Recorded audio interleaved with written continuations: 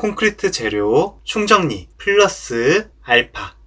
시멘트의 풍화. 시멘트의 풍화란 시멘트를 대기 중에 방치하거나 포대와 같은 통기성의 용기에 담아서 장기간 저장하면 시멘트가 공기 중에 수분을 흡수하게 되고 가벼운 수화작용을 일으키게 되어 시멘트의 품질이 저하되는 현상을 말해. 참고로 요즘은 시멘트 수송기간이 단축되었고 저장 관리가 전반적으로 개선돼서 시멘트의 풍화에 의한 문제는 거의 없게 되었다고 해. 하지만 아직 부적절한 관리에 의해 시멘트의 품질이 의심되는 경우가 종종 발생되고 있기 때문에 시멘트의 저장 관리를 철저히 할 필요가 있겠어. 그럼 이제 시멘트의 풍화 메커니즘에 대해 알아볼까? 우선 석회가 공기 중에 수분을 만나 수산화 칼슘이 되는 수화 반응이 먼저 일어나고 여기에서 발생한 수산화 칼슘이 다시 이산화탄소와 반응해서 탄산 칼슘과 물을 생성하는 과정으로 설명할 수 있겠어. 이렇듯 시멘트의 풍화는 완만한 수화 반응과 탄산화 반응에 의해 일어나는 것으로 이 과정에서 수경성 시멘트 화합물이 감소하게 되고 또 생성된 탄산 칼슘과 수화물에 의해 아직 수화되지 않은 미수화 입자의 표면이 피복되어 버리기 때문에 시멘트 화합물의 수화 반응을 저해시킨다고 해. 다음으로 풍화된 시멘트의 성질을 정리해볼까?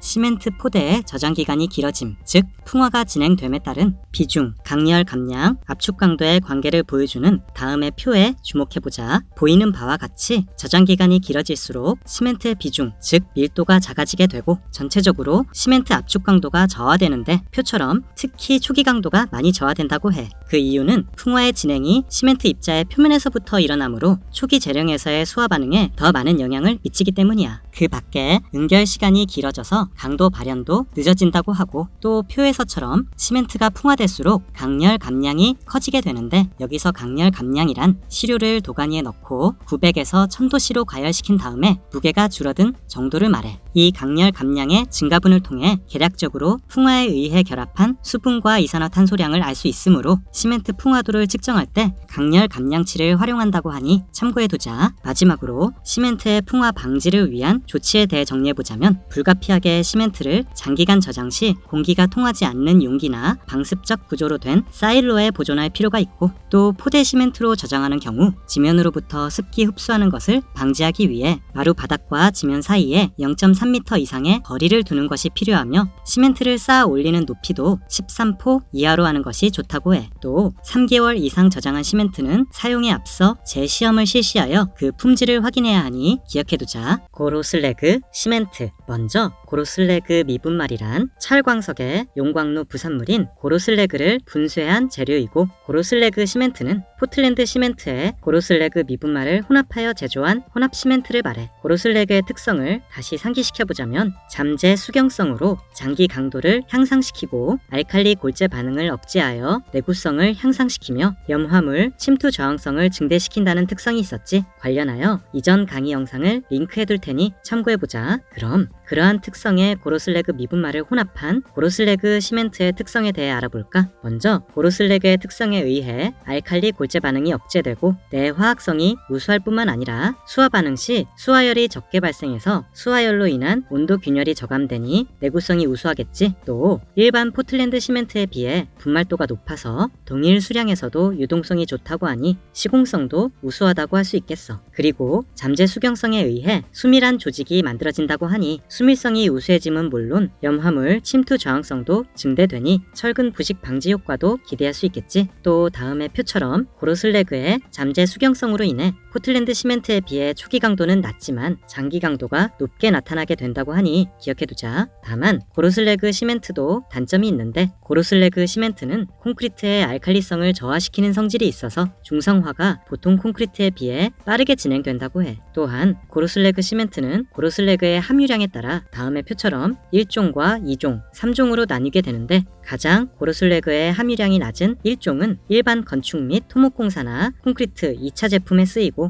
2종은 일반 매스 콘크리트나 해안 구조물, 하수시설 등에 쓰이며 3종은 주로 본격적인 대형 매스 콘크리트에 쓰인다고 하니 참고해두자. 마지막으로 고로슬래그 시멘트 사용 시 주의사항에 대해 짚어보자면 고로슬래그 시멘트의 저장은 풍화를 방지하기 위해 사일로에 저장하되 2개월 이내로 사용할 수 있어야 하고 초기 강도가 일반 포틀랜드 시멘트에 비해 낮으므로 고로슬래그 미분말 치환율을 타설 부위를 고려하여 결정해야 하며 특히 대기 온도가 15도 이하인 시기에는 초기 강도 발현에 특히 주의해서 사용해야 돼. 또한 고로슬래그 시멘트를 사용한 콘크리트는 최대한 중성화 깊이를 작게 하기 위해 양생 초기에 충분한 수분 양생이 필요하다고 하니 참고해두자. N성분계 혼합 시멘트. 혼합 시멘트란 보통 포틀랜드 시멘트에 고로슬래그 미분말이나 플라이 애쉬 등의 혼합재를 최적 비율로 혼합해서 수화열과 수화 발열 속도를 최소한으로 억제시키고 내염해성을 향상시킨 시멘트를 말해. 그리고 몇 가지 혼합재를 혼합했느냐에 따라 N성분계 혼합 시멘트라고 부르는데, 예를 들어 첨가 혼합재가 2가지면 2성분계 혼합 시멘트라고 부르고 첨가 혼합재가 3가지면 3성분계 혼합 시멘트라고 부르지. 지난 시간에 배운 고로슬래그 시멘트도 2성분계 혼합 시멘트의 일종이라고 할 수 있겠어. 정해진 것은 아니지만 통상적인 혼합 시멘트의 혼합 패턴에 대해 소개하자면 2성분계 혼합 시멘트는 시멘트에 실리카 듐이나 플라이 애쉬, 고로슬래그 미분말 중 하나를 섞는 경우가 많고, 3성분계 혼합 시멘트는 고로슬래그 미분말과 플라이 애쉬를 혼합하는 경우가 많으며, 4성분계 혼합 시멘트는 고로슬래그 미분말과 플라이 애쉬에 실리카 듐이나 석회석 등을 추가하여 혼합하는 경우가 일반적이니 참고해보자. 그럼 이제 이렇게 한 가지 이상의 혼합재를 섞는 혼합 시멘트의 사용 목적에 대해 정리해볼까? 먼저 최근 많은 공사에서 고강도, 초고강도, 조기강도, 고유동성, 저발열 등의 복합적인 콘크리트 조건을 요구하고 있고, 이에 따라 특정 공사의 목적에 맞는 요구 조건을 충족하기 위해서는 다양한 광물질 혼화재를 조합한 3에서 4성분계 혼합 시멘트의 사용이 필수적이겠지. 특히 N성분계 혼합 시멘트는 매스 콘크리트의 온도 상승 방지를 위한 발열량 최소화에 탁월하다고 해. 또 내해수성, 내화학성 등 고내구성이 필요한 특수 콘크리트에서도 N성분계 혼합 시멘트가 매우 효과적이라고 하니 참고해보자. 다음과 같이 N성분계 혼합 시멘트의 주요 특성과 그 효과에 따른 용도를 표로 정리해보았는데, 앞선 설명과 일부분 겹치니 간단히 훑어보자면 작업성이 좋아져 물리적으로 다짐하기 어려운 부위를 타설할 때 좋고, 저발열 특성이 있어서 수화열로 인한 문제를 줄여주며 내해수성과 내화학성이 증진되어 콘크리트 내구도에 도움이 된다고 외워두자. 자세한 사항은 잠시 멈추고 표를 읽어보자. 그리고 N성분계 혼합 시멘트를 만드는 방법으로 미리 혼합재를 혼합해서 저장하는 프리믹스 혼합 시멘트 방식이 있고, 혼합재와 시멘트를 따로따로 보관했다가 비빔 시 개별 투입하는 방법이 있는데, 프리믹스 혼합 시멘트가 개별 투입 방식에 비해 유리한 점을 짚어보자면, 재료를 개별 투입하게 되면 실리카 듐 뭉침 현상처럼 혼합재와 시멘트가 균질하게 혼합되지 않을 수 있는데, 이러한 리스크가 저감되고, 이에 따라 불균질한 혼합 시 일어날 수 있는 강도, 내구성 등 주요 성능의 품질 편차를 줄일 수 있겠지. 또 저장 시 혼합재를 미리 혼합하여 저장하기 때문에 2-3가지 종류의 광물질 혼합재를 별도 저장하기 위한 사일로를 설치하지 않아도 되고, 연구 결과에 따르면 프리믹스 방식이 개별 투입 방식에 비해 콘크리트 비빔 시간도 단축되고 콘크리트 유동성도 개선된다고 하니 참고해두자. 마지막으로 N성분계 혼합 시멘트의 전망에 대해 짚어보자면, N성분계 혼합 시멘트의 최적 조합을 도출하기 위한 실험과 연구가 지속되고 있기 때문에 시간이 지날수록 동일한 혼합재를 사용한 혼합 시멘트의 성능 개선이 기대되고, 폭열 방지, 무수축성, 초유동성 등의 기능을 추가하기 위한 추가적인 혼합 재료가 개발될 것이기 때문에 더 나은 기능의 혼합 시멘트가 지속적으로 개발될 것으로 예상되며, 특정 프로젝트마다 다양한 목표 성능이 요구될 것이기 때문에 건설사, 레미콘사, 시멘트사의 공동 연구를 통한 맞춤형 혼합 시멘트 개발이 활성화될 것으로 예상되니 참고해보자. 시멘트 분말도. 오늘은 시멘트의 분말도에 대해 알아보자. 시멘트의 분말도란 말 그대로 시멘트 입자가 얼마나 미세한지 나타내는 값이야. 분말도가 높다는 것은 일정한 중량 속에 입자가 많다는 것을 의미하고, 시멘트의 분말도는 시멘트 중량분의 시멘트 입자 표면 면적으로 구할 수 있겠어. 참고로 일반적인 시멘트의 분말도에 대해 소개하자면, 뒤에 설명하겠지만 분말도가 높을수록 수화열이 많아지고 초기 강도가 빠르게 발현되기 때문에 수화열이 적은 중용열 시멘트는 2800제곱센티미터/g으로 작은 편이고, 보통 포틀랜드 시멘트가 3000제곱센티미터/g 정도 되며, 빠른 초기 강도를 요하는 조강 시멘트가 4000제곱센티미터/g 정도이고, 초조강 시멘트는 5000제곱센티미터/g으로 분말도가 매우 높다고 하니 참고해두자. 다음으로 시멘트의 분말도를 측정하는 분말도 시험에 대해 알아볼까? 먼저 시멘트의 분말도를 측정하는 목적은 시멘트의 분말도에 따라 강도와 내구성을 판단해보고 건조 수축 정도를 예상하여 균열, 마감성, 수밀성을 예측해보고자 하는 데 있겠어. 그리고 분말도 시험법에는 체가름 시험법과 블레인 시험법이라고도 하는 비표면적 시험법이라는 방법이 있는데, 이제부터 각각의 시험 방법에 대해 간단히 알아보도록 하자. 먼저 체가름 시험 시험은 표준체 시험이라고도 하는데 시료 50g을 표준체에 넣고 1분간 150번의 속도로 채를 두드려 치며 25회 두드릴 때마다 채를 약 6분의 1 정도 회전시키는 방법으로 진행하는데 1분간 통과량이 0.1g 이하가 되면 그치고 잔량의 무게를 측정하여 다음 식에 따라 분말도를 산정하는 방법이야. 또 비표면적 시험법에서 비표면적이란 1g의 시멘트가 가지고 있는 전체 입자의 총 표면적을 제곱센티미터 단위로 나타낸 것을 말하는데 이 시험의 개념은 블레인 공기 투과 장치를 이용하여 시멘트의 분말로 만든 베드에 공기를 투과시켜서 그 투과 속도로서 비표면적을 측정하는 방법이다 라고만 알아두자 당연히 비표면적이 클수록 분말도가 미세하다는 뜻이겠지. 그럼 이제 분말도에 따른 시멘트의 성질에 대해 알아보자. 분말도가 큰 시멘트의 성질에는 시멘트의 입자의 크기가 작아 표면적이 큰 만큼 물과 접촉하는 표면적이 넓기 때문에 응결, 즉 수화작용이 빠르게 진행되어 초기 강도가 높고 그래프처럼 수화열이 높은 편이야. 또 그만큼 공기 중의 수분과 접촉할 면적이 크다고 할 수 있으니 시멘트가 풍화되기도 쉬우며 따라서 사용 전에 풍화도 시험을 더 철저히 해야겠지. 또 워커빌리티가 좋고 블리딩이 감소하는 측면이 있지만 건조 수축이 큰 편이라 초기 균열이 발생하기 쉽기도 해. 특성상 주로 조광 시멘트의 분말도가 높은 편이며 한중 콘크리트, PC 제품, 수중 콘크리트 시 적합한 시멘트겠지. 분말도가 작은 시멘트의 성질은 정확히 반대라고 생각하면 돼. 응결이 늦고 수화작용이 작으며 수화열도 작은 편이고 시멘트 풍화도도 작은 편이야. 또 워커빌리티가 나쁘지만 초기 균열은 비교적 적은 편이지. 서중 콘크리트나 메스 콘크리트에 사용하는 시멘트가 수화열이 되도록 작아야 하니 분말도가 작은 편이겠지. 시멘트 분말도에 따른 성질을 정리한 표는 꼭 기억해 보도록 해보자. 급결제. 오늘은 혼화제의 일종인 급결제에 대해 알아보자. 먼저 급결제란 말 그대로 시멘트의 응결을 급격하게 촉진시키기 위해 가하는 혼화제를 말하고 주로 쇼크리트에 사용되는 혼화제야. 초기 강도를 급히 증대시키므로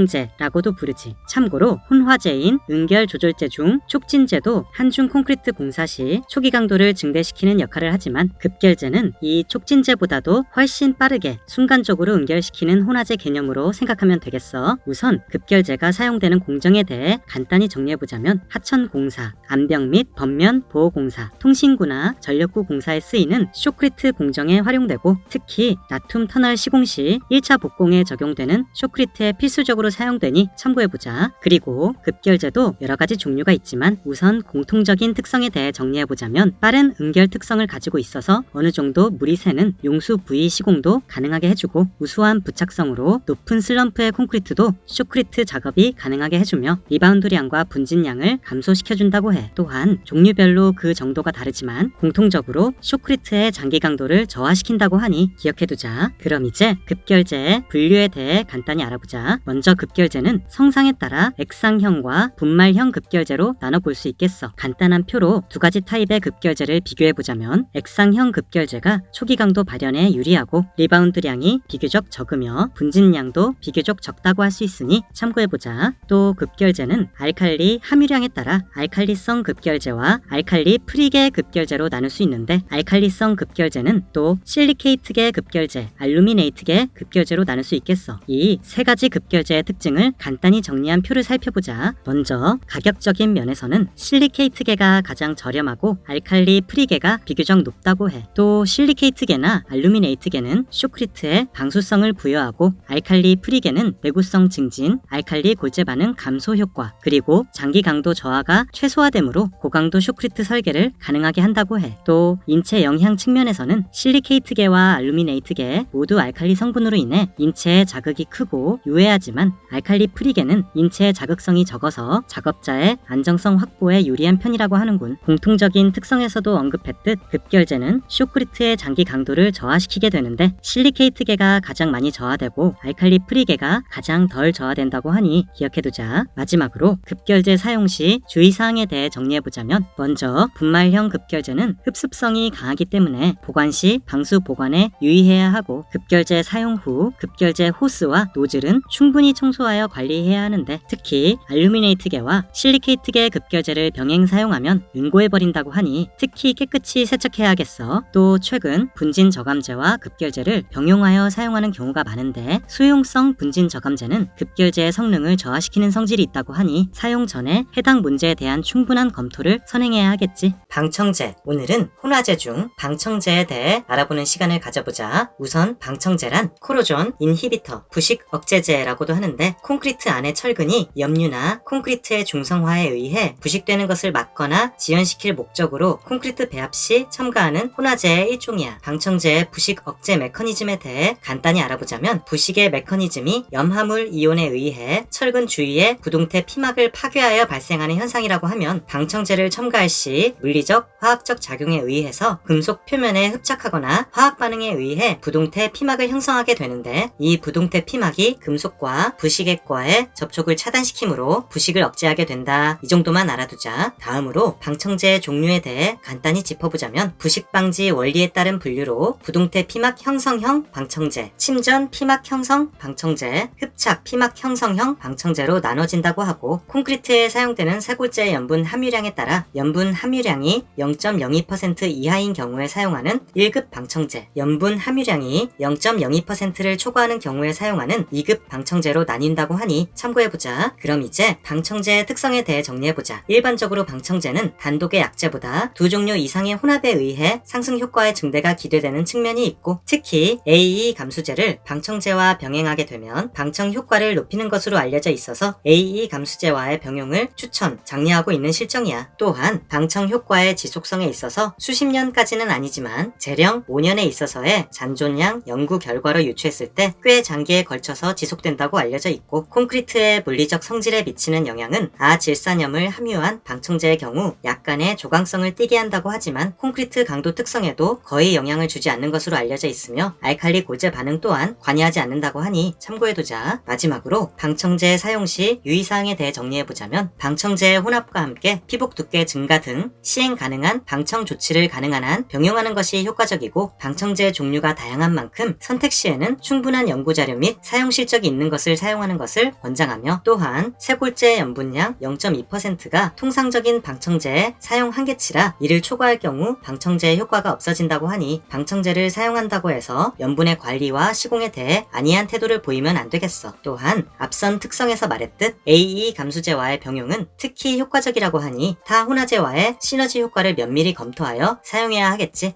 AE제와 AE 감수제 N 콘크리트 공기량. 오늘은 AE제와 AE 감수제를 가볍게 비교해보고 관련된 콘크리트의 공기량에 대해 공부해보기로 하자. 먼저 AE 감수제의 정의를 내려보자면 콘크리트 중에 시멘트 입자를 분산시켜서 단위 수량을 감소시키거나 콘크리트 중에 미세기포를 연행시켜서 작업성을 향상시키는 혼화제라고 할 수 있겠고 AE제의 정의를 내려보자면 콘크리트 내부에 독립된 미세기포를 발생시켜서 콘크리트의 워커빌리티 개선과 동결융의 저항성을 갖도록 하기 위해 사용되는 혼화제다 라고 할 수 있는데 말만 들어서는 두 혼화제의 차이가 뭔지 좀 헷갈리지? 비교표로 정리해서 다시 한번 살펴볼까? 비교표 중 원리에 먼저 주목해보자. 먼저 AE 감수제, AE제, 감수제는 계면 활성제라고도 하는 표면 활성제에 속하는데 이 표면 활성제의 기능에는 미세한 기포를 혼입시키는 기포작용, 시멘트 입자를 서로 반발시켜 분산시키는 분산작용, 그리고 시멘트 입자의 표면을 적셔서 수화작용을 쉽게 만드는 수분작용이 있다고 해. AE제는 그중 기포작용을 활용해서 연행 공기를 콘크리트 중에 발생시키는 것이 주요한 원리라고 한다면 AE 감수제는 AE제에서 작동하는 기포작용과 함께 분산, 수분작용까지 작동하여 유동성을 좋게 하고 수화작용을 촉진시키는 원리가 있다고 생각하면 되겠어. 또 AE 감수제와 AE제의 주요 역할의 경우 기포작용으로 워커빌리티를 증진시켜 단위 수량과 시멘트량을 감소시키고 쿠션 작용으로 동결융의 저항성을 증가시키며 수밀성 증가, 블리딩을 저하시킨다는 공통적인 효과가 있고 AE 감수제는 그와 더불어 표준형, 지연형, 촉진형이 있어서 응결 시간을 조절할 수 있다는 점과 분산작용으로 작업성을 AE제보다 더 좋게 만들 수 있다는 특성이 추가되겠어. 또 이와 같이 감수 효과는 당연히 AE 감수제가 AE제에 비해 더 뛰어나겠지. 아래에 감수제, 고성능 감수제의 감수 효과의 수치는 참고로 봐두자. 그럼 다음으로 콘크리트의 공기량에 대해 공부해볼까? 예전 AE제 공부 영상을 보면 콘크리트는 갇힌 공기 1.5%, 연행 공기 3%로 4.5% 정도의 공기량을 유지하는 게 좋다고 했는데 이를 조금 더 자세히 알아보자. 참고로 여기서 갇힌 공기란 혼화제를 첨가하지 않아도 콘크리트에 일반적으로 존재하는 공기를 말해. 혼화제에 의해 발생하는 연행 공기는 갇힌 공기보다 공기의 입경이 훨씬 작다고 하니 참고해보자. 우선 다음의 내구성과 공기량의 관계 그래프에서처럼 공기량 3% 미만에서는 공기량이 공기량이 내구성 개선에 주는 효과가 적은 편이고, 공기량이 5%를 초과하면 공기량을 증가시켜도 내구성 개선에 대한 효과가 적으며 오히려 압축 강도 저하라는 마이너스 효과를 감안해야 하기 때문에 여기에서 공기량이 대략적으로 3에서 5% 정도가 적당함을 우리는 알 수 있겠지. 또 다음에 콘크리트 공기량과 콘크리트 성질 관계 추이 그래프를 보면 공기량이 1% 증가 시 압축 강도가 5%씩 저하되고 단위 수량은 3% 정도 감소한다는 사실을 확인할 수가 있고, 내구성도 아까 언급했듯 5%부터는 저하하는 것을 알 수 있겠지. 이렇듯 공기량에 따른 득과 실을 감안하여 혼화재 투입량을 결정해야 하겠어. 그럼 마지막으로 콘크리트의 공기량 증감 요인에 대해 몇 가지 정리를 해보자면, 시멘트의 분말도가 크면 공기량이 감소하고, 장골재의 조립률과 굵은 골재의 최대 치수가 클 경우 공기량이 감소하며, 콘크리트 슬럼프가 작으면 공기량이 감소하고, 비비기 온도가 높을 경우에도 공기량이 감소한다고 하니 참고해두자. 그럼 오늘은 이만 끝!